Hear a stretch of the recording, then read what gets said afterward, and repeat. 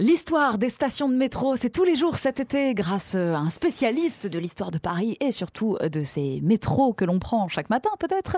On va parler de la station Porte de Lilas avec lui aujourd'hui, Grégoire Tona. Bonjour Grégoire. Bonjour Ségolène. La station Porte de Lilas.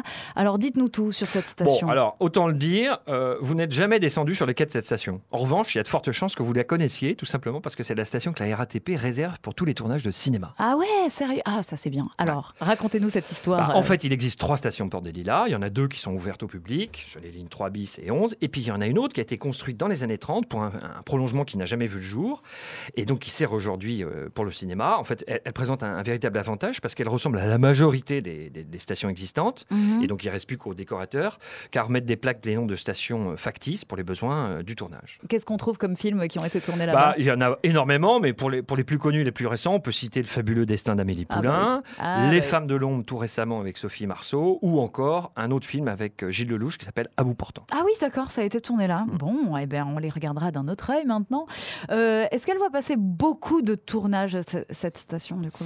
En moyenne, il y a 70 tournages par an qui peuvent être soit des longs métrages, soit des téléfilms ou encore des clips vidéo.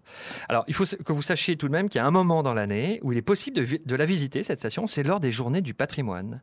Mais attention, les places sont très chères et il faut s'inscrire à l'avance sur le site de la RATP au moment des journées du patrimoine pour avoir la chance de les places sont chères parce qu'il y a beaucoup de monde, mais sinon, il y a beaucoup de monde.